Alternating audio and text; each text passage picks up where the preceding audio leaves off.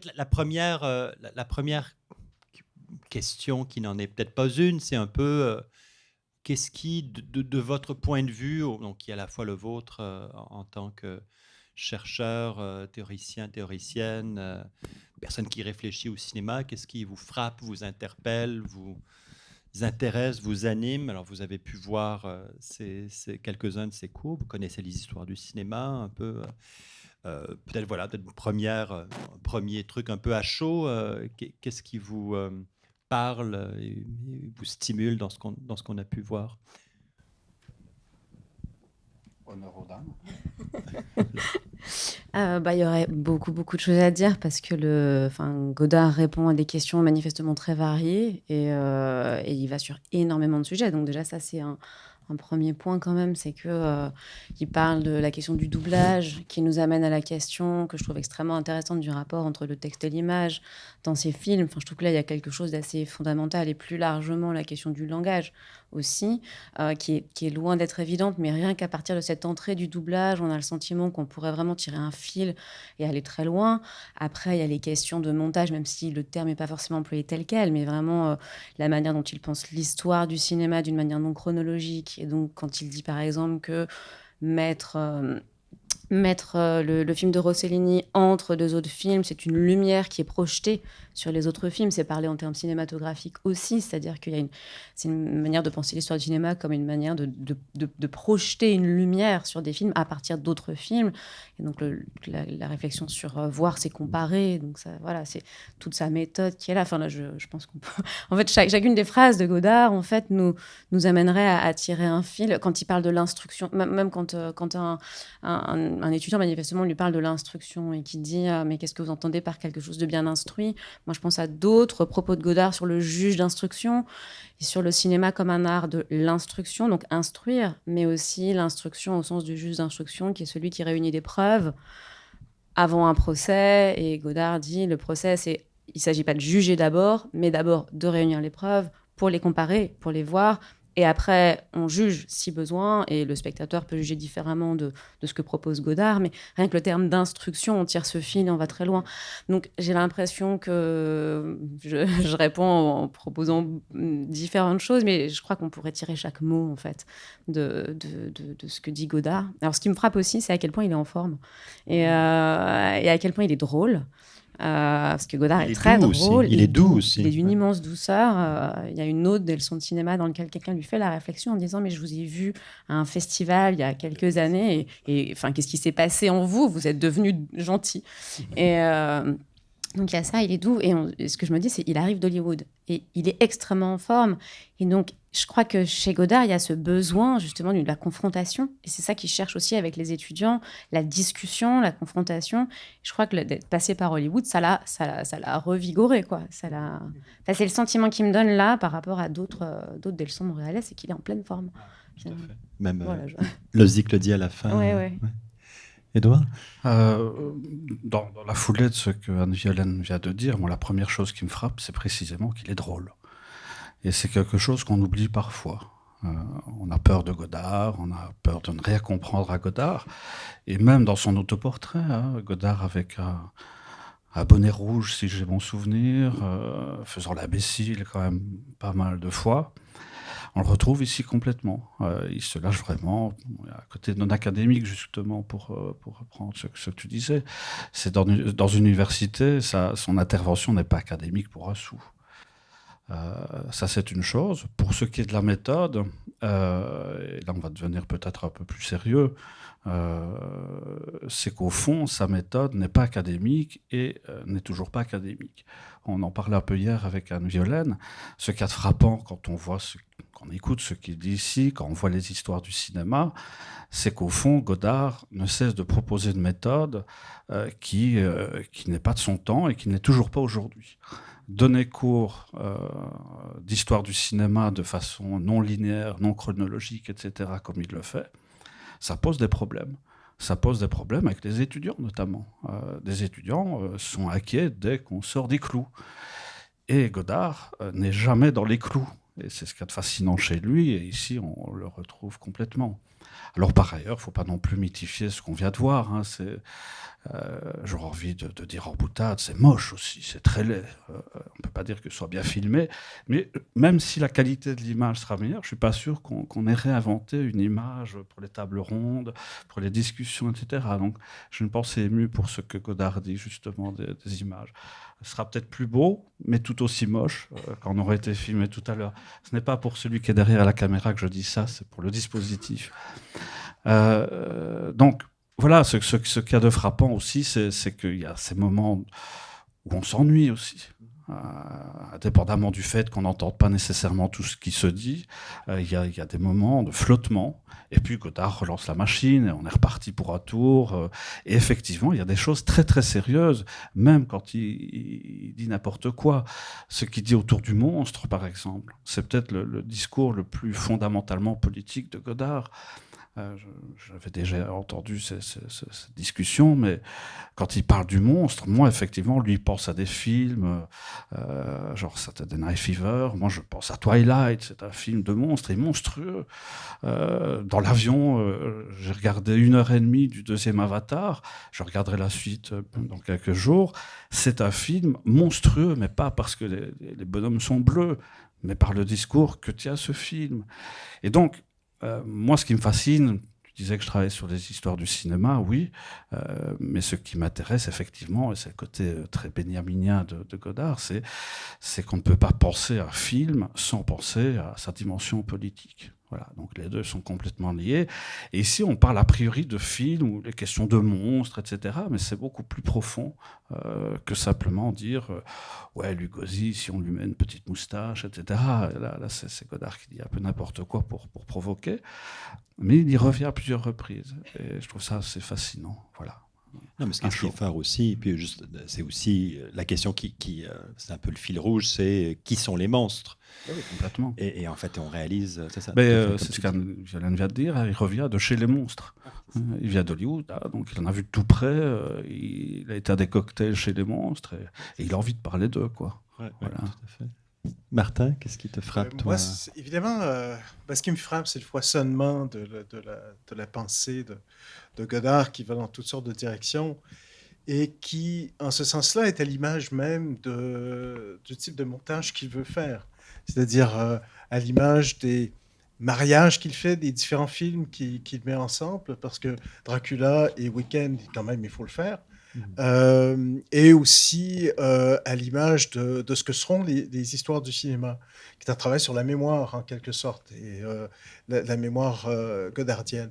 Dans le contexte, c'est vrai que là où ça se faisait en 78 à l'Université Concordia, c'était pas un cours universitaire, c'était pas un cours pour crédit, les étudiants n'étaient pas de véritables étudiants, c'était ouvert à des critiques de cinéma, à toute personne intéressée de venir écouter Godard un samedi après-midi.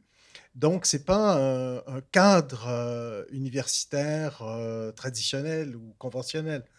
Mais en même temps, c'est vrai que, bon, appeler ça histoire du cinéma, ça pose la question, parce qu'en 78, qu'est-ce qu'on a de l'histoire du cinéma? On a Sadoul, on a Mitry, on a ces grandes histoires, mais on n'a pas encore fait le travail sur Post-Brighton qui se passe cette année-là, le travail sur le cinéma des premiers temps. Nos connaissances sur l'histoire du cinéma sont très minces. On s'intéresse assez peu à aller voir ces films en 1978. Il y a des spécialistes qui peuvent aller à Washington, à la Library of Congress, mais le grand public a assez peu accès à ces films-là. Et les cours de cinéma ne sont pas tellement dirigés là-dessus. Hein. On utilise une histoire assez déjà. On pense qu'on a tout dit ce qu'on avait à dire sur l'histoire du cinéma, en quelque sorte, en 1978. Ça sera la grande découverte de ce qui vient après. Qu'il reste énormément de choses, et encore aujourd'hui, à dire sur l'histoire du cinéma. Donc, on voit que Godard, qui est évidemment pas satisfait de l'histoire du cinéma qui se fait, il a tout à fait raison, mais en même temps, il cherche, et il va chercher dans sa cinéphilie, il va chercher dans une cinéphilie très cahier, parce qu'on sort assez peu des sentiers battus de ce côté-là, sur le plan des films qui seront discutés.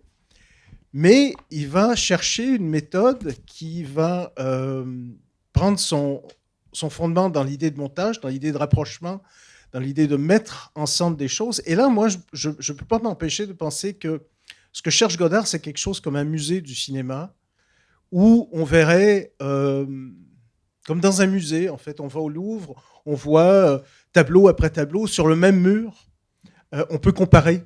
On peut regarder ce qui se faisait là, ce qui se faisait en change de salle. Bon.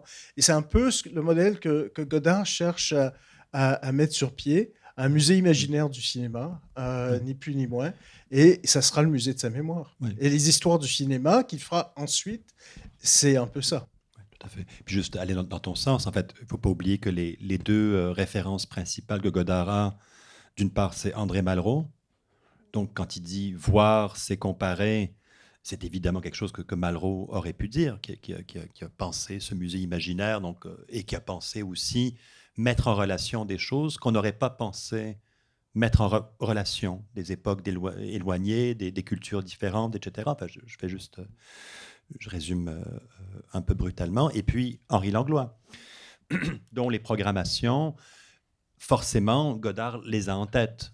Il a en tête les programmations qu'il avait vues, Avenue de Messine ou ailleurs, où Langlois mettait en relation des choses que, voilà, Le Révélateur de Philippe Garrel et Nosferatu, en disant, voilà, il y a quelque chose qui passe entre ces deux films-là, quelque chose qui devient visible ou nommable dès lors qu'on rapproche. Il y a une nouvelle image qui se crée, et plus les écarts sont grands, parfois, plus l'image poétique, pour reprendre l'idée de Pierre Reverdy que Godard cite souvent, plus l'image elle est forte et émouvante, et plus peut-être quelque chose comme une histoire qui peut apparaître, mais une histoire pas au sens brightonien du terme, mais histoire au sens histoire poétique, histoire ou des constellations béniminiennes, ou une image dialectique, ou je ne sais trop, dit simplement. D'ailleurs, quand il parle de ce que faisait Langlois, il parle du musée du réel, il emploie le terme de musée. À ce moment-là, plusieurs fois d'ailleurs, dans les histoires du cinéma, toute la période, la partie sur Langlois, il emploie ce terme à plusieurs reprises. Donc c'est évidemment le lien avec Malraux. Moi, ce qui me frappe aussi, c'est il continue d'employer le terme d'histoire, pour dire histoire du cinéma, mais bon, déjà, il met un S, c'est-à-dire que c'est quand même une manière de proposer autre chose. Mais en fait, quand il parle lui-même de ces histoires, il emploie aussi souvent d'autres termes. C'est-à-dire qu'il emploie l'embryologie, l'archéologie, la biologie. Donc, quand lui-même parle de ces histoires, il emploie aussi des termes qui proposent des manières de regarder le passé, le présent et le rapport du passé au présent autrement que ce qu'on appelle histoire à l'époque, et qui est une vision chronologique successive de faits qui se succèdent temporellement par des relations de cause à effet. Et donc, quand Godard lui-même en parle, déjà, il emploie d'autres...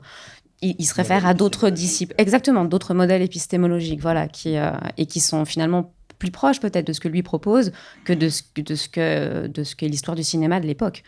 Même dans sa manière de s'intéresser vraiment aux œuvres, il dit lui-même, c'est les œuvres, pas les auteurs, c'est d'abord les œuvres. Là, il y a quelque chose qui est très proche de ce que fait l'archéologie, qui est l'étude des restes matériels de l'activité humaine. On travaille sur les restes matériels de l'activité humaine, donc sur les productions humaines, sur les œuvres, et c'est à partir de là qu'on infère des choses. Mais rien que ça, déjà, c'est quelque chose qui est partir des images, partir des œuvres, et les mettre en rapport, et puis ensuite, peut-être en déduire des éléments d'histoire, de théorie qui vont peut-être contre d'ailleurs ce que fait l'histoire à l'époque, mais ça c'est quelque chose qui lui vient, je pense, d'autres modèles épistémologiques. Et toi ? Oui, moi j'ajouterais une chose, c'est l'écart finalement entre ces entretiens et les histoires du cinéma. Pour ces entretiens, c'est clair que Langlois est la personne qui détermine sa pensée, sa façon de faire, sa méthode. Associer des films qu'on n'associe pas nécessairement, ça produit une idée, une réflexion, une interprétation. Par contre, parce qu'il n'est question que de films dans ces discussions. Dans les histoires du cinéma, il est entre autres question de films. Les films sont noyés parmi des références littéraires ou même cinématographiques, le film d'animation, la peinture, la littérature, la philosophie, l'histoire. C'est un catalogue de références Et là, j'ai envie de dire que Langlois est un peu dilué dans cette réflexion. Et moi, ce que je pense depuis quelques années, et j'en suis persuadé, plus je revois ces histoires du cinéma, et là je parle exclusivement des histoires du cinéma, c'est qu'il y a quand même d'autres références antérieures à Langlois, antérieures à Malraux, qui se situent du côté de l'Allemagne. On parle de Benjamin, on pourrait parler de Warburg, mais je n'en parlerai pas ici parce qu'il y a quelqu'un dans la salle qui en parlerait bien mieux que moi, et donc je n'en parlerai pas. Bonjour Philippe. Ce que je veux dire par là, c'est qu'en Allemagne, avec des gens comme Warburg, avec des penseurs comme Benjamin, prenons Benjamin, les histoires du cinéma d'un côté, le livre des passages, ce volume monstrueux, infini, de cette histoire du Paris du 19e siècle, c'est quoi? C'est un livre qui est pensé par Benjamin comme un montage. Il reprend au cinéma cette idée de montage. Et il montre quoi dans ce bouquin? Allez tous acheter ce livre. Je dis toujours que si je devais partir sur une île avec un seul livre, c'est celui-là, parce qu'on peut le lire dans tous les sens, y revenir, y réfléchir. C'est un montage de citations de toutes sortes. Des phrases de Benjamin, comme il y a parfois des images de Godard dans les histoires du cinéma. Ce sont des citations tirées de la publicité, tirées parfois de politiciens pour lesquels Benjamin n'a certainement pas beaucoup d'amitié, à l'inverse des penseurs un peu oubliés comme Blanqui, etc. Bref, c'est un montage-collage qui renvoie aux histoires du cinéma et vice-versa, vraiment. Donc là, Langlois, je suis d'accord pour cette série d'entretiens, mais voilà. Et puis par ailleurs, comme l'a montré Didier Berman, Malraux, il y a différentes périodes Malraux. Et la période droitière de Malraux, je ne suis pas sûr que Godard s'y retrouve vraiment. Une espèce de non-dit sur lequel il n'est jamais revenu, mais bon, on ne va pas en discuter ici. Donc moi, ce qui m'importe de souligner finalement, c'est l'écart aussi qu'il y a entre ces entretiens et les histoires du cinéma. D'un côté, on parle de films, on projette de films, on discute de films. Évidemment, il y a des thématiques, ce que je disais tout à l'heure, la politique, le monstre, etc. Mais on part vraiment de films. Alors que les histoires du cinéma, c'est construit à partir de pensées. Et les auteurs qu'on retrouve cités ou repris dans les histoires du cinéma, c'est tous ceux dont je viens de parler, entre autres. On y retrouve des noms qui apparaissent et qui me disent beaucoup, comme Krakauer, comme Benjamin et quelques autres. Voilà. Et que Godard ait pu connaître ou pas, parce que je parle le livre des passages, en quelle année ça a été publié en France, c'est comme tard, disons. Mais oui, peu importe, mais non, au-delà de l'influence, tu veux dire. Oui. Oui, et puis par ailleurs, on parle de la conception de l'histoire de Godard, toujours en décalage avec la conception de l'histoire qu'on a aujourd'hui. Ce rapport passé-présent et méthodologiquement, la pensée de Godard est tellement proche de ce que Benjamin écrit dans ses thèses sur l'histoire. Les concepts sur l'histoire de Benjamin, on peut les relire en regardant Godard et on mesurera mieux à quel point c'est une histoire qui n'est plus linéaire, c'est une histoire nécessairement politique, c'est une histoire qui nous dit que le présent éclaire le passé, que le passé éclaire le présent, etc. C'est infini les liens qu'il y a entre ces deux penseurs. Je parlais du livre des passages, mais les écrits de Benjamin sur l'histoire nous renvoient très directement aux histoires du cinéma, si on veut. Et il l'évoque, il le cite, son nom apparaît plusieurs fois dans les histoires du cinéma. Et il y a des cas exemplaires, je ne vais pas monopoliser la parole, promis, je vais me taire. Je crois que c'est l'épisode 3A des histoires du cinéma, où Godard, avec sa voix rocailleuse, mais reconnue entre mille, lit un texte, parce qu'à l'époque, c'est la guerre en ex-Yougoslavie. Il y a un texte dont on découvre après coup. J'ai déjà testé lancer cet extrait jusqu'à un certain moment, à peu près 10 minutes, et la réaction est souvent épidermique. Oh là là, voilà encore le Godard, cabotin, qui nous sort des vérités, etc., pour découvrir qu'à la 11e minute, en fait, c'est un texte de Victor Hugo, dont on ne peut dire rien de mal en France. Hein. Victor Hugo, c'est un intouchable. Et c'est un texte qui s'intitule « Pour la Serbie ». Et ce que Victor Hugo avait raison de dire et de clamer en 1876, si j'ai bon souvenir, pour la Serbie, Godard fait la même chose contre la Serbie, si j'ose dire, en tous Ouais. les cas, Intéressant. pour parler de Sarajevo, qui vit un martyre assez abominable. Parfaitement contemporain. Et c'est ça qu'on voit dans l'histoire du cinéma, c'est à quel point, en fait, sur les épisodes, il y a aussi une contemporanéité Complètement. de la création. Il parle Oui. toujours à partir d'un moment présent. Peut-être une chose par rapport à ce qu'était ou à ce que pouvait être. Moi, j'y étais pas vraiment. L'enseignement du cinéma à l'époque, en 77-18, quand Godard donne ses cours à Concordia, donc le département avait été créé une année ou deux avant. On sait que le ZIC n'en faisait pas partie, il était même plutôt ennemi.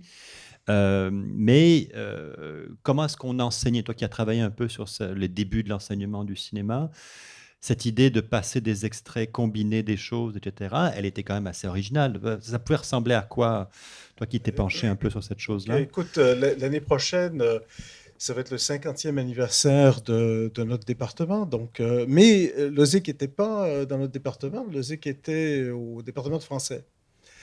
Euh, mais l'enseignement du cinéma à cette époque-là, ça se faisait beaucoup avec des pellicules 16 mm et des pellicules 35 mm.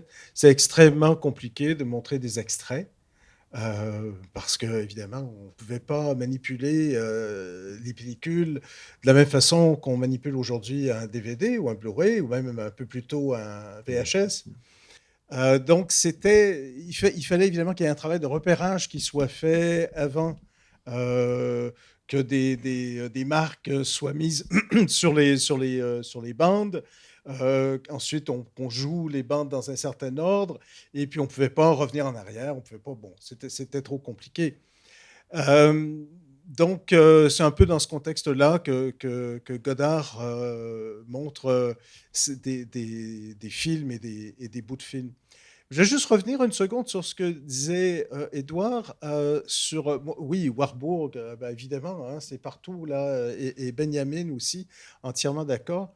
Mais pour moi, il y a un problème qui est encore un problème fondamental du côté des études cinématographiques, que les histoires du cinéma et les leçons de cinéma de Godard nous aident à réfléchir, c'est le problème des corpus.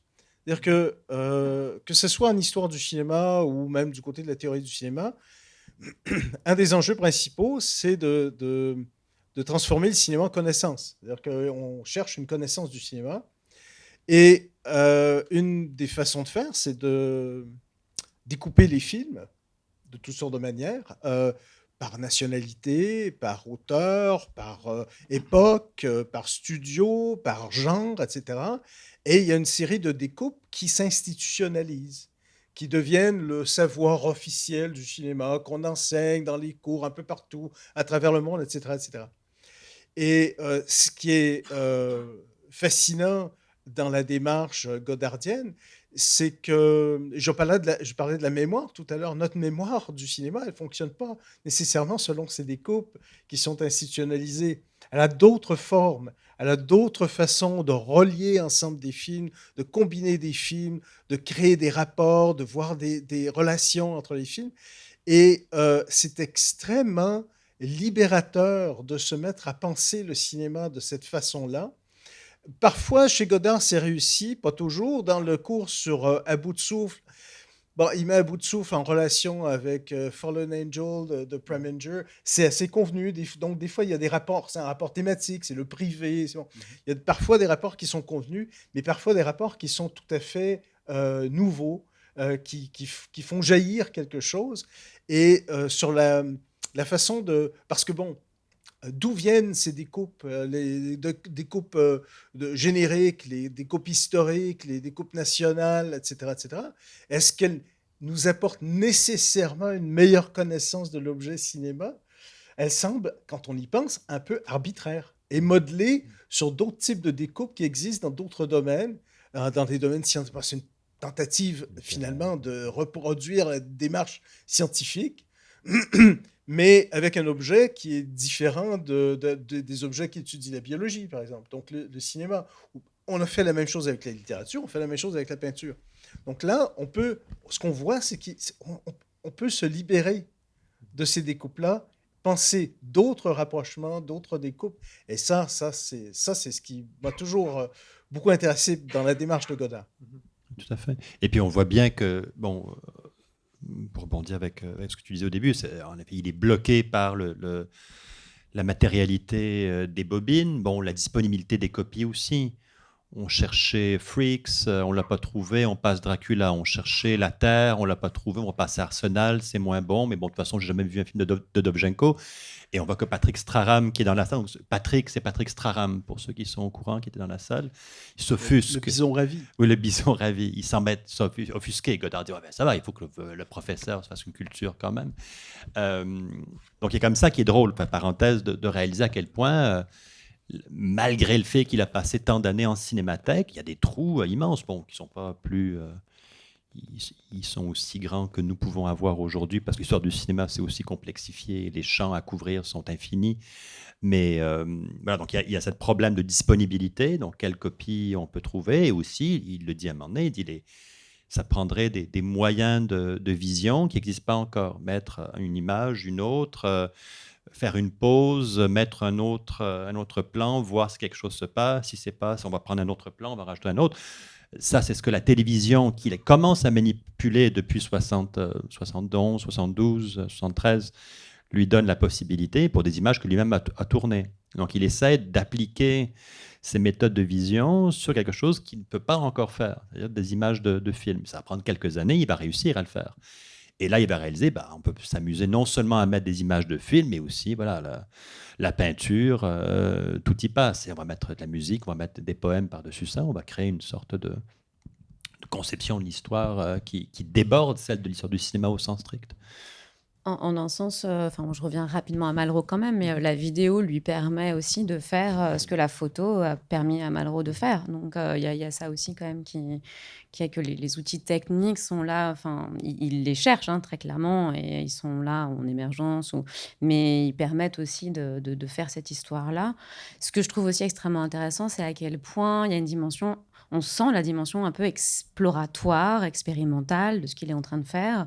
Par exemple, quand un étudiant, encore une fois, réagit sur la question du doublage, on sent que ça lui permet de commencer à réfléchir aussi à certaines choses. Je pense à une autre leçon dans laquelle, manifestement, il manquait une bobine. Je ne sais plus quel film était passé, mais il a manqué une bobine. Godard ne le savait pas. Et donc voilà, le film est passé avec une bobine en moins. Et tout de suite, il réagit dessus en disant... Alors déjà, ça lui permet de réfléchir un peu aussi au spectateur qui finalement, il dit, c'est aussi à vous peut-être d'être plus exigeant, de demander à ce qu'on vérifie les bobines avant. Enfin voilà, toujours cette question du spectateur qui est peut-être trop passif et qui devrait être plus actif, qui est aussi un des enjeux de ces leçons de cinéma, de développer chez le spectateur un regard critique et de le rendre actif. Il y a plusieurs fois... Là, il le dit d'ailleurs pour le doublage, il dit, c'est peut-être aussi à vous de ne pas être des ouvriers qui obéissent au patron. Mais cette leçon dans laquelle il manque une bobine, tout de suite, il s'en ressaisit et il dit, en fait, ça serait intéressant dans une histoire du cinéma justement de passer un film, il manque une bobine. Et on peut peut-être se demander, reconstituer, reconstruire ou faire repenser le film. On la tourne nous-mêmes presque. On l'a fait nous-mêmes, ou on fait venir un metteur en scène pour lui demander ce qu'il aurait fait. Et puis après, il va encore plus loin et il dit, c'est peut-être pour ça que moi, je fais des films, en fait, qui sont que des bouts, qui sont fragmentaires, parce que finalement, peut-être que... Et là, on sent qu'il commence aussi, à partir de quelque chose qui s'est produit, d'hasardeux presque, il commence à réfléchir à la fois aux spectateurs, mais aussi à ses propres films, à leur dimension fragmentaire, morcelée, et peut-être aussi à cette histoire du cinéma qui fonctionne aussi à partir d'intervalles, de vides, donc il y a quelque chose de presque de théorique là-dedans aussi, c'est-à-dire l'absence. Dans les histoires du cinéma telles qu'on les connaît, elles fonctionnent aussi sur du noir, sur des images noires. Elles fonctionnent aussi sur des intervalles, de la non-coïncidence entre du texte, de l'image, entre plusieurs images. C'est ça aussi, c'est aussi une manière d'aller contre un système à la fois narratif, mais aussi sans doute institutionnel et de l'éducation, qui aide nous donner des tout homogènes, clos, du coup aussi un peu autoritaires, et c'est à la fois le cinéma narratif, mais c'est peut-être aussi un enseignement du cinéma qu'on contre lequel il se bat, qui est de proposer des ensembles déjà formés, homogènes, bien clairs, mais qui ne laissent pas la place justement à peut-être un peu d'invention, de réflexion, comme cette bobine manquante. Je pense qu'il y a aussi... voilà. Parce qu'on a quand même cette impression, au premier cours, par exemple, le Zig dit quelque chose comme, alors, on s'est demandé qu'est-ce qu'on allait faire, si on allait faire l'histoire du cinéma comme on l'a fait, alors ça sert à rien, il suffit d'aller au cégep, prendre un cours d'histoire du cinéma ou lire un livre, c'est pas ça la vraie histoire du cinéma. Bon, clairement, c'est pas le Zig qui peut dire ça, c'est Godard qui dit ça, la vraie histoire du cinéma serait une histoire faite avec des images et des sons et des images de cinéma. Donc, ce qui me semble intéressant, c'est évidemment les moyens manquent, mais l'idée déjà de faire de l'histoire avec des images, alors il faudrait voir. Alors, Michael Witt, dans le livre, montre bien que bon, Langlois, déjà, qui était venu à Concordia avec des bobines sous le bras, et là, il faudrait voir ces bobines-là. Je sais que pour avoir demandé à la Cinémathèque, c'est compliqué, on les a pas, mais je serais curieux de voir à quoi pouvait ressembler une bobine d'extrait de Langlois. Et est-ce que Godard, est-ce qu'il avait vu ça, est-ce que ça a pu l'inspirer, ou même fût-ce que s'il le savait. Mais cette idée-là de monter, et c'est une question un peu hypothétique, il faudrait savoir qui a suivi des cours de cinéma à l'époque, comment est-ce qu'on enseignait, comment est-ce qu'on montrait des films, est-ce qu'il y avait, voilà, est-ce qu'il y avait est-ce qu'on taillait dans les bobines pour créer des espèces de... Voilà, non, sûrement pas. Les collectionneurs peut-être le faisaient pour se faire des propres... voilà. Mais c'est cette idée-là, moi, qui m'intéresse beaucoup, cette idée de faire l'histoire du cinéma avec des images, une histoire qui ne serait pas dire, mais montrer. Ce qui est exactement un peu ce que tu disais à propos de Benjamin. Il dit, moi, je fais rien, ma méthode, c'est le montage littéraire, on fait juste mettre côte à côte et des liens apparaissent. Cette idée-là. Godard dit, à un moment donné, dans l'entretien avec Danet, il dit en fait, l'histoire du cinéma, ce serait la plus simple à faire, finalement, parce qu'il suffit de mettre des images. On n'aura pas besoin de mettre du texte, on va juste mettre des images, mais en fait, c'est impossible parce qu'on n'a pas les outils encore, etc. Mais c'est pas de l'historiographie. Ce sont des histoires. Il y a un S à la fin. On raconte des histoires comme on raconte des récits. Et c'est aussi... voilà, ça parle les finalités de l'historiographie. C'est une forme de poétique, en fait. Hein. C'est une histoire, des récits qui se jouxtent à une poétique. Donc, c'est un objet un peu différent. Mais je pensais, parce que tu parlais de la première, bande qui a été présentée dans la série cette semaine, il y a quelque chose qui revient souvent dans ces bandes-là, c'est l'idée du travail. Hein, Godard, le mot travail revient assez souvent. Et il parle de revoir le travail à travers les films, etc. Mais évidemment, les films cachent une bonne partie du travail. Hein, cachent tout le travail qui se fait derrière la caméra, qui se fait en salle de montage, qui se fait ailleurs. On peut dire que le film est aussi une trace de ce travail-là, mais il n'est pas l'image de ce travail. Il reprend, à je ne sais pas combien de reprises, la métaphore du ménagère, hein, c'est comme si on filmait la ménagère faire son travail, etc. Mais les films ne font pas ça, sauf Jeanne Dielman. Mais sinon, les films ne font pas ça. Et donc, dans la mesure où ils ne montrent pas leur propre travail ménager. Donc, on a envie de demander à Godard un peu quel travail. Est-ce que l'image est un travail? Est-ce qu'elle est le résultat d'un travail? Est-ce que c'est une trace partielle d'un travail? S'agit-il du travail du spectateur? Où se trouve le travail? Et ça, bon, là, on voit, parce que Édouard disait tout à l'heure, oui, il ne faut pas... c'est quand même pas l'oracle. Il y a plein de trucs, il y a des pistes, et il y a plein de trucs où on n'a pas vraiment plus qu'une piste, là, plus d'entrée en la matière. Oui, c'est ça. Mais cette question du travail, il ne faut pas oublier que c'est une question qui l'obsède depuis déjà plusieurs années. Déjà, il est allé... ça fait comme 10 ans qu'il dit on ne peut pas filmer les ouvriers, il faut filmer le travail ouvrier. Quelques années après, bon, l'amour du travail, le travail de l'amour. Enfin, cette idée du travail sert de métaphore. Le travail du corps, le corps au travail. Le travail du jour, travail de la nuit. Le travail du jour, travail de l'industrie du jour, l'industrie de la nuit. Tu vois bien qu'il a souvent des métaphores comme ça. mais qui l'amène assez loin. Tu sais, on l'a vu hier et aussi l'autre soir autour du mot forme. La forme, l'uniforme, les formes de vie, les formes ou le cadre, les cadres, le cadre qui est encadré. Enfin, tu vois qu'à partir d'un certain mot, il peut aller extrêmement loin. Il y avait un exemple comme ça qui était autour des questions du scénario. Souvent, ça va être une métaphore. Donc, il parle du scénario. Il dit, oui, on fait un scénario. C'est un peu comme dans les armées, pour savoir combien de bidons il faut amener à tel endroit, où est-ce qu'on se retrouve, etc. Tu vois bien que tout à coup, juste par cette espèce de métaphore en apparence innocente, ou par cette comparaison en apparence innocente, il est en train de dire que le scénario fonctionne, au fond, comme un régime militaire qui a sa propre violence ou sa propre... voilà, qui dépend... voilà. Donc, il y a ce genre de truc-là qui me semble toujours très C'est intéressant. Pierrot le Fou, ça. Film is a battlefield. Exact, c'est ça. Il y a une question à Marion en arrière, Marion Froger.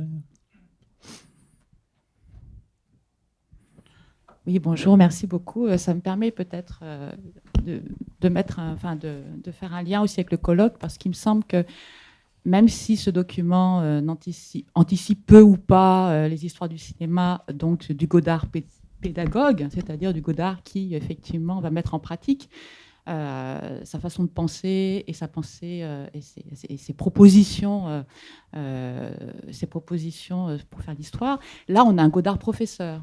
Et je voudrais vous renvoyer ça aussi. Il fait une proposition de dispositif de professorat.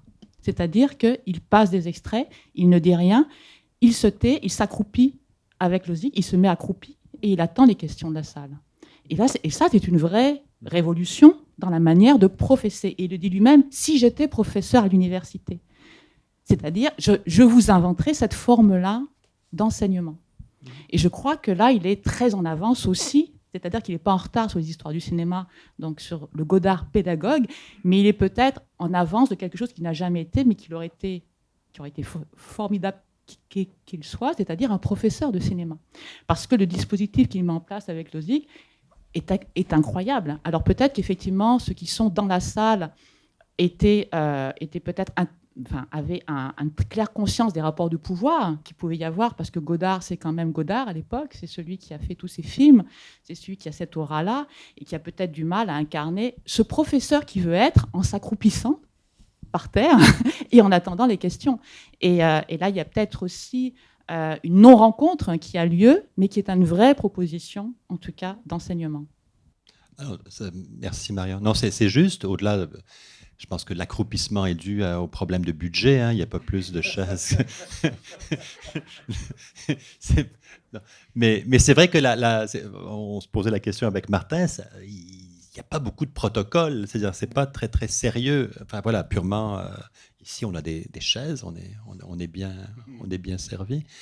Mais non, c'est vrai qu'en effet. Alors, ce qui est intéressant, c'est que c'est des leçons de cinéma. Et on voit bien qu'a priori, il n'a rien amené. C'est-à-dire, en fait, il n'a pas préparé un cours. Il a rien. Alors, il voit des films, il les voit parfois à moitié. Il attrape une bobine, il attrape un bout de truc. Il arrive là et, comme tu dis, il attend les questions. Je ne sais pas si notre institution... Il est très préparé. Oui, peut-être. Mais je pense que c'est des choses auxquelles il pense souvent. Et il a une capacité, je pense, d'invention et de rebond à partir d'un mot, il est capable de faire 20 minutes. Sur un fil, et même si le fil il est très très fragile, il peut l'étirer longtemps, et puis c'est très fragile, et puis à un moment donné, il trouve une façon de le retourner, tout à coup ça devient absolument brillant. Il y a ça quand même qui est très très beau, et qu'on perd dans les livres. Quand tu lis le livre, c'est comme s'il sait déjà ce qu'il va dire, alors que quand tu le regardes, tu vois bien qu'il est en train de découvrir à mesure. Alors si nous on faisait ça en classe tout le temps, ça serait un peu là, je ne sais pas si on serait payé. Faut voir. Mais... Comme lui, d'ailleurs. Et comme lui. Alors, la légende veut qu'il a arrêté d'être payé à un moment donné, que Lozic lui faisait des chèques en bois, et c'est pour ça qu'il a arrêté de venir. Lozic dément les allégations. Oui, monsieur. Albatros a publié un livre qui s'appelle exactement, donc, Introduction à une véritable histoire du cinéma. Et dans les pages frontispice, on parle de publication de volumes 2 et 3. il semble que ça ne s'est pas fait. Est-ce que vous avez les raisons? Ben, je pense que un peu comme ce qu'on entendait au fil des leçons, c'est-à-dire Godard dans sa tête, dans la tête de Lozic, c'est un projet qui va se faire sur plusieurs années, et ce livre-ci est sorti comme un de plusieurs. Godard avait évidemment, quelqu'un qui cherche toujours la combine. Et donc, en fait, quand il part de Montréal, c'est bien parce que ça lui a permis de voyager. Il allait aux États-Unis, et donc son voyage était payé en partie. Donc, il avait, et je pense qu'il avait un salaire qui n'était pas négligeable. Donc, ça lui a permis de payer des trucs, d'avancer des choses, etc. Aussitôt après, il est allé à Rotterdam. Il leur a promis les mêmes choses. Et pareil, je pense qu'il avait avec Albatros une sorte d'entente en disant oui, ça c'est le premier, mais attends un peu, il y en aura deux, trois autres. Est-ce qu'il a pris une avance sur les 2, 3 autres volumes? Qui sait? Et donc, voilà, moi je dirais que c'est un truc comme ça. À ma connaissance, il n'y a pas eu d'autres projets livresques qui ont émergé des leçons de Montréal, parce que les 14 voyages qu'il a fait apparaissent retranscrits, même si c'est partiellement, ils apparaissent tous là, il n'y a pas d'autre chose. Ce que Concordia a par contre, et ça c'est intéressant, et ça il faut voir qu'est-ce qu'on peut en faire, Lozic avait invité Godard une année avant, donc au printemps 77, pour une série de projections. Donc il y a eu une mini-rétrospective, sinon une rétrospective complète des films de Godard, qui était une sorte de prélude pour le premier Festival des films du monde qui a eu lieu, je pense, au mois d'août 77, première édition. Et Lozic voulait montrer qu'il était capable de mobiliser Godard et faire un événement un peu d'envergure, etc., attirer les journalistes. Et en même temps, il a annoncé son festival. Donc, et il y a 4 ou 5 séances de Q&A, donc de questions-réponses après les films, qui sont passionnantes. Elles sont très, très, très belles. Elles sont un peu hors, et ce sont des séances questions-réponses où Lozic ne cesse de dire Godard va revenir, on a un projet d'histoire du cinéma, on est en train de... Donc c'est un peu le prélude de ce qui va devenir. Le dispositif est un peu différent, c'est un dispositif purement mode question-réponse après une projection, mais ça, c'est un truc qui, je pense, sans être le volume 2 ou le volume 3 de ça, mériterait peut-être une petite publication ou en tout cas une mode de divulgation, parce que c'est des choses extrêmement passionnantes. Mais pour répondre à votre question, oui, je pense que les volumes 2 ou 3, il faut seulement les rêver ou voir les histoires du cinéma qui sont peut-être une sorte de volume 2 ou volume 3 de ce qui a été rêvé ici. D'autres questions, une remarque ici?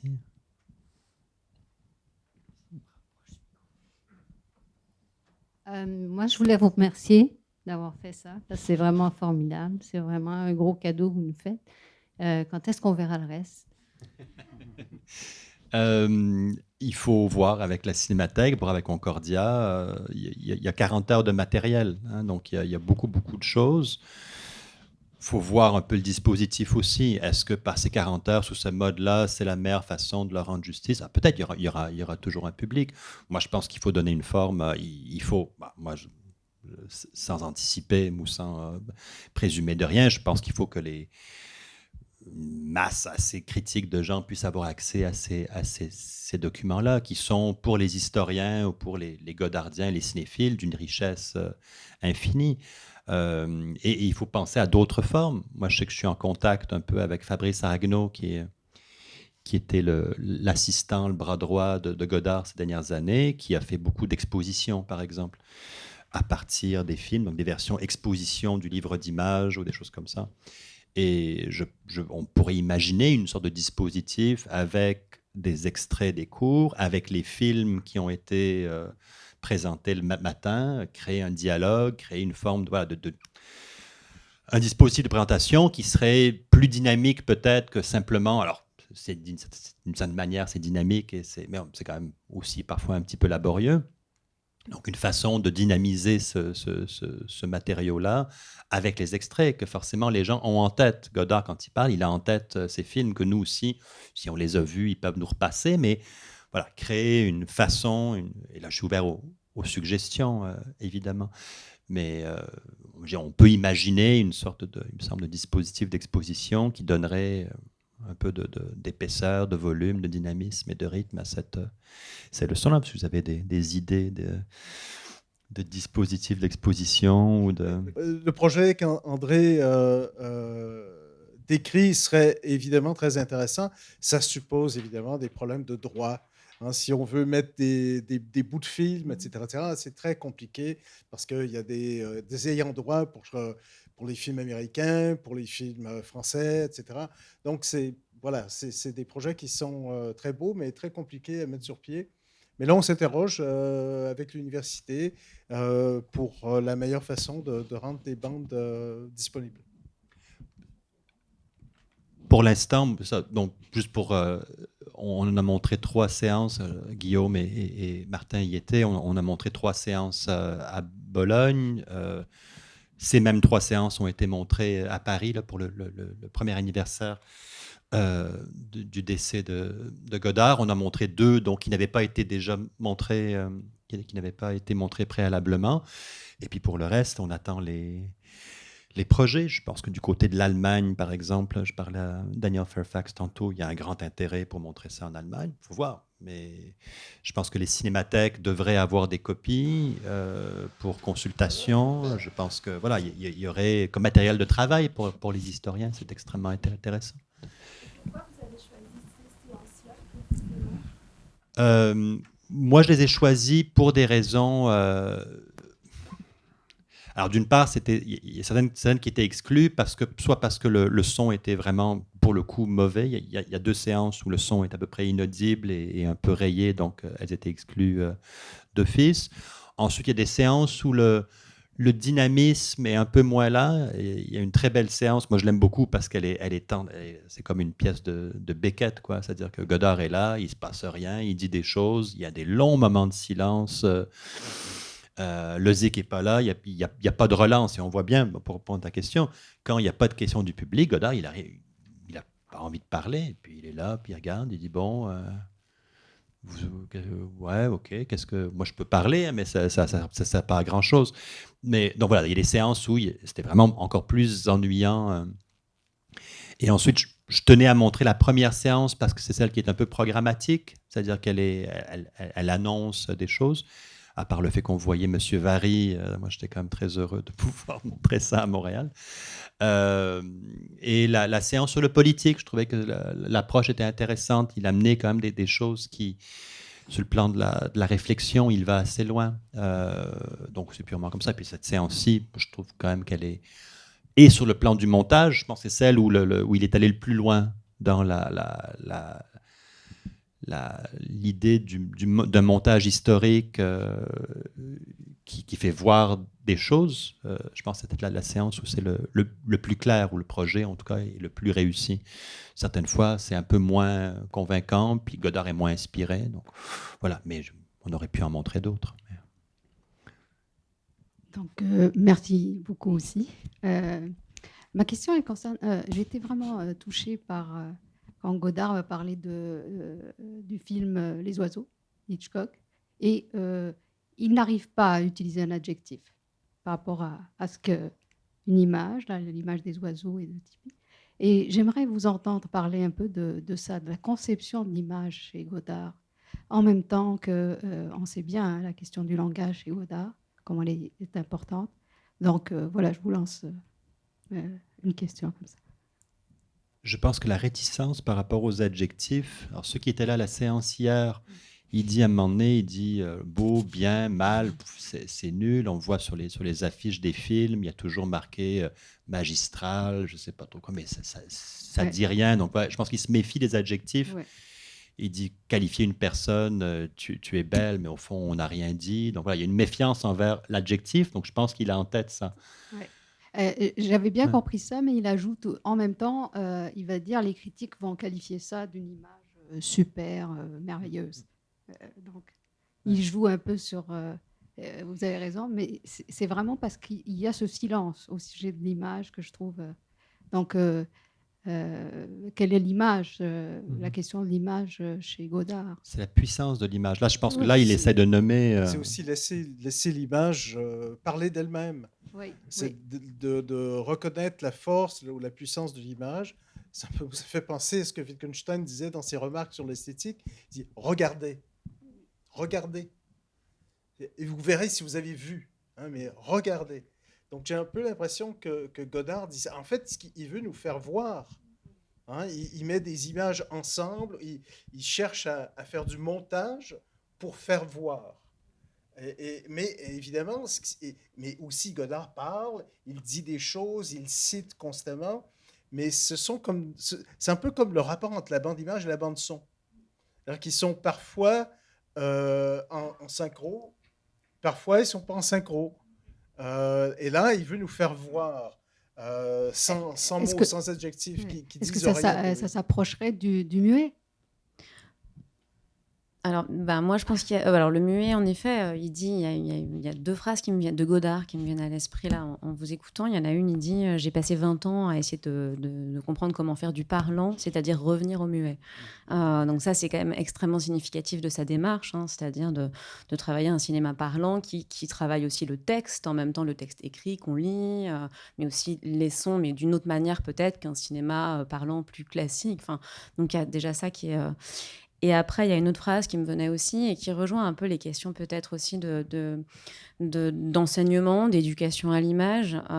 Il dit à un autre moment qu'on apprend aux enfants à lire de plus en plus tôt, ce qui est sans doute une manière de leur apprendre à ne pas voir, en fait. Mais il dit c'est sans doute parce qu'on a peur que les enfants renversent les choses.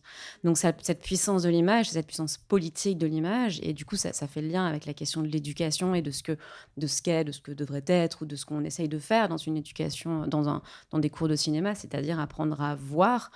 Peut-être parce que on désapprend à voir un peu trop rapidement, en fait. Et voilà, je pense que ça, c'est deux phrases de Godard assez intéressantes pour comprendre ce rapport à l'image et au texte. Et encore une fois, il n'y a pas de subordination de l'un à l'autre. Il dit lui-même, hein, ils sont à égalité socialement. Le texte et l'image, ou le langage et l'image. Donc, il n'y a pas nécessairement de subordination, mais il y a quand même une volonté de repenser l'image et de nous apprendre à voir aussi, mais à lui-même. Hein. Enfin, il y a ça aussi, c'est cette question aussi qu'on posait tout à l'heure de la posture de Godard. On dit il est accroupi, mais il dit lui-même, hein, il apprend, il dit lui-même qu'il veut voir des films parce qu'il ne les a pas vus.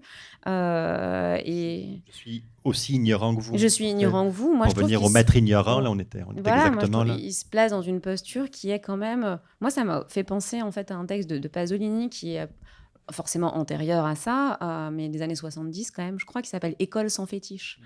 Et je crois qu'il y a quelque chose de proche quand même aussi, c'est-à-dire parce que l'école, pour les deux, pour Pasolini comme pour Godard, est un microcosme, c'est-à-dire le rapport de l'enseignant aux étudiants, c'est aussi un rapport qu'ils veulent un peu déhiérarchiser, je ne sais pas, mais en tout cas, c'est aussi le rapport qu'on peut avoir dans la société, avec le pouvoir, avec l'État, qu'on peut avoir entre les ouvriers et les patrons. C'est ça aussi. Et donc, je crois que tout est dans tout, comme on disait hier, comme disait André Gaudreau plutôt lors de sa conférence d'introduction au colloque sur l'éducation à l'image, justement.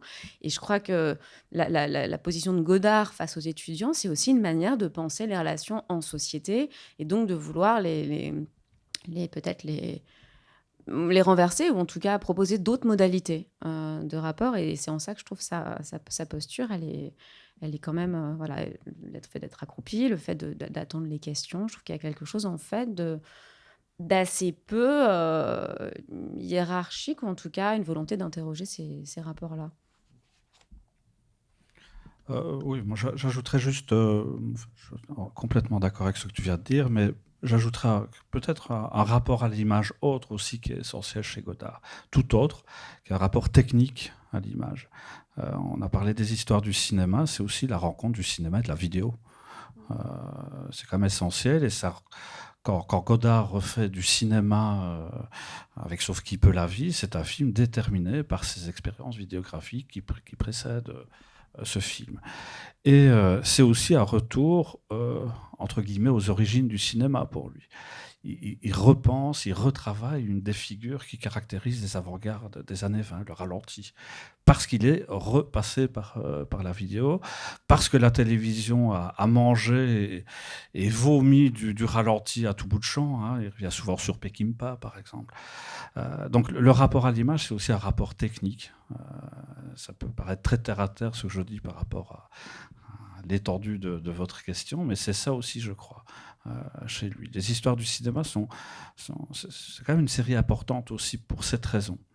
C'est du cinéma d'animation, c'est de la vidéo, c'est du 35 mm, et ce qu'on a vu tout à l'heure, c'est une forme d'image, hein, un format, on peut en penser ce qu'on veut, mais c'est encore une affaire de format d'image. Mais j'y assiste parce que André en parlerait bien mieux que moi, mais l'histoire de ce qu'on appelle le cinéma expérimental, mais au sens large du terme, hein, le cinéma qui expérimente, c'est une histoire qui est complètement liée à des affaires de technique, toujours. On parle du muet, du parlant. Les années 20, c'est expérimenter l'image par la technique. C'est considérer que par la technique, on va pouvoir découvrir des choses auxquelles on n'avait pas accès jusqu'alors, etc. Et Godard est complètement déterminé, son travail est déterminé par cette pensée-là. Il cite combien de fois Epstein, par exemple, dans ses histoires du cinéma, qui est un penseur de l'image, un cinéaste, théoricien du cinéma. Voilà. Et comme l'était aussi Hitchcock, qui a commencé sa carrière au muet, et qui était quelqu'un qui était à l'avant-garde de l'expérimentation dans ses tout premiers films parlants, et qui a constamment parlé d'un cinéma pur qui serait un cinéma visuel. D'ailleurs, la scène dont il est question, c'est une scène où il n'y a pas de dialogue. Donc, je pense que Godard a aussi en tête, et qui parle de Hitchcock à ce moment-là, d'un cinéaste qui a toujours tenté de mettre, même s'il a travaillé le son beaucoup, mais qui a toujours, et The Birds, évidemment, un travail de son colossal, mais qui a toujours dit il faut qu'au cinéma, ce soit l'image qui raconte. Oui, pour compléter ce que je disais, les cinéastes qui sont sans cesse cités par Godard sont des cinéastes qui rencontrent d'autres images, entre guillemets. Rossellini, Renoir, Hitchcock, ce sont des cinéastes qui, à un moment donné, expérimentent le cinéma parce qu'ils croisent la télévision, par exemple. Et Godard fait partie d'eux, et il revient sans cesse sur ces cinéastes parce qu'il y a quelque chose de commun, rien que là. On ne peut pas être insensible à l'avènement de la télévision dans les années 50.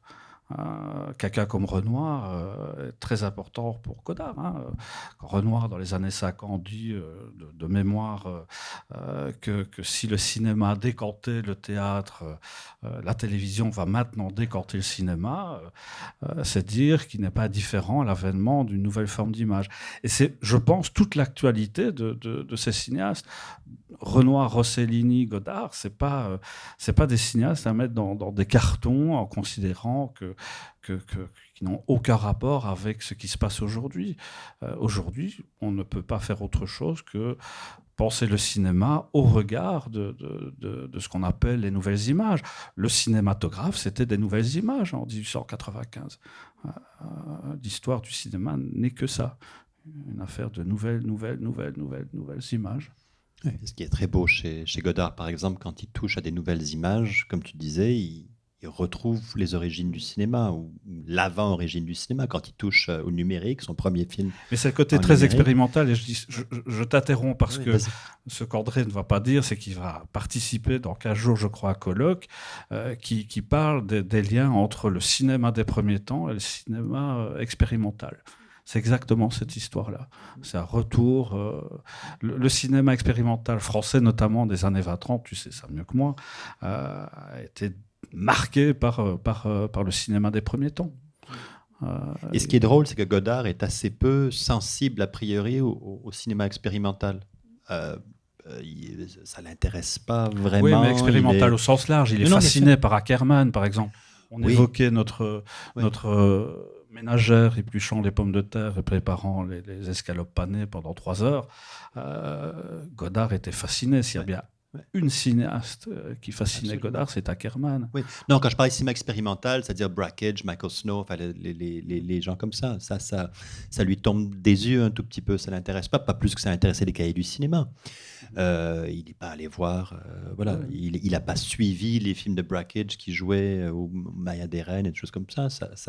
Alors que sur le plan du propos, des propos, je dis ça parce que je donne cours sur Brakhage demain. Il répète son cours. Ouais, je me prépare un tout petit peu, mais cette idée de le langage qui empêche de voir, etc., c'est exactement ce que Brakhage dit dans les mêmes années. Enfin, il le disait depuis 58-59, c'est-à-dire le langage nous empêche de voir, on enseigne aux enfants à lire, mais le fait de leur enseigner à lire, c'est pour empêcher qu'ils puissent voir et que donc, parce que c'est quand tu vois que là, il y a des choses qui peuvent changer. Oui, mais c'est alors pour que la loi, c'est pour ça que tu j'ai utilisé le terme d'expérimental et pas d'avant-garde. Voilà, Ackerman n'est pas une cinéaste d'avant-garde, elle n'appartient à aucune avant-garde, mais c'est une cinéaste qui expérimente, c'est tout. Il y a pas. Mais cette idée-là de essayer pour voir, ce qui est un peu la base de l'expérimental, ou enfin, vraiment au sens à la lettre, c'est-à-dire même de la méthode expérimentale. On va essayer un truc pour voir. On ne sait pas d'avance. Essayons pour voir. Comme il dit, on va mettre Griffith, on va mettre Eisenstein, on va mettre côte à côte et on voit. Ça passe ou ça passe pas. Ou si c'est pas ça, on va essayer autre chose et on va voir. Et cette idée de on va voir, je pense que c'est vraiment le geste fondamental de Godard, qui n'a pas déjà une idée préalable qu'il applique sur les choses. Du fait que quand il arrive dans ces cours-là, il n'a pas déjà un truc à dire. Il dit on va voir. On va voir d'abord, on va parler après, on va voir à partir de ce qu'on a vu, on va dire ce qu'on a vu, etc. Donc à ce moment-là, Adieu au langage est un film qui peut être peut-être discuté. Programmatique, oui. La question. Puis Godard, à la fin de sa vie, faisait une distinction entre ce qu'il appelait le langage, d'une part, et la parole. La parole, c'était autre chose pour lui. La parole pouvait passer par des images. Mais le langage, Godard a toujours eu, que ce soit le langage qui est souvent rattaché à la lettre écrite, la loi, le scénario, c'est ce qui bloque, c'est ce qui empêche, c'est ce qui contrôle. C'est ce qu'il va dire, en gros, avec cette espèce d'hypothèse qui n'est pas une hypothèse qui est historiquement vérifiable. Il dit, en fait, on a inventé le parlant pour contrôler la puissance du muet. Il dit, là, on était rendu, c'était tellement puissant ce qu'on pouvait faire avec le muet que ça devenait trop dangereux. On a inventé le parlant pour mettre la casserole sur la puissance du cinéma muet. Bon, c'est une idée comme ça, mais tu vois, encore une fois, elle n'a aucune validité historique. Et en même temps, elle nous parle, c'est-à-dire qu'elle fait image. Et tu dis, oui, c'est vrai que là, dit ça, tu revois les films, en effet. Et puis tu vois à la fois L'homme à la caméra, tu vois Passion de Jeanne d'Arc. Tu te dis, ah ouais, c'est vrai, quelle puissance et quelle perte. Comme lui, il dit, bon, on a perdu au change, quoi. Ensuite, il y a d'autres choses. Il y a des grands cinéastes du sonore, du parlant. Mais là, il rejoint complètement le discours qui est tenu par des cinéastes d'avant-garde ou expérimentaux au début des années 30. Il rejoint Eisenstein qui dit enfin le cinéma sonore, pas le cinéma parlant. Et Godard est un héritier finalement de ce cinéma sonore qui se développe. Parce qu'on a souvent dit que les cinéastes d'avant-garde avaient fui, rejeté, détesté le passage au parlant. Si on joue avec les mots, oui, ils ont détesté la parole, le dialogue, le sacro-saint dialogue qui viendrait du théâtre, etc. Mais tous les cinéastes d'avant-garde défendent l'idée d'un cinéma qui joue avec la musique, le bruit, etc., mais qui ne veulent certainement pas que les films soient envahis par la parole. On retrouve ça chez Godard, finalement. Godard est un cinéaste qui nous fait une belle minute de silence au cinéma dans Bande à part. On retrouve dans Bande à part quelque chose qui est pensé, programmé, mais peut-être pas fait par des cinéastes comme Eisenstein ou Vertov, qui est un grand cinéaste du sonore. Mais d'ailleurs, sur cette distinction sonore parlant, il dit je suis plus proche du cri et du chant. Oui, c'était très beau ce passage-là. J'avais oublié ce passage-là quand il dit ouais, je suis plus par rapport à Weekend, c'est-à-dire le cri, le chant. Ça, c'est très très beau. Ouais. Merci beaucoup d'être là. Merci à vous, chers invités.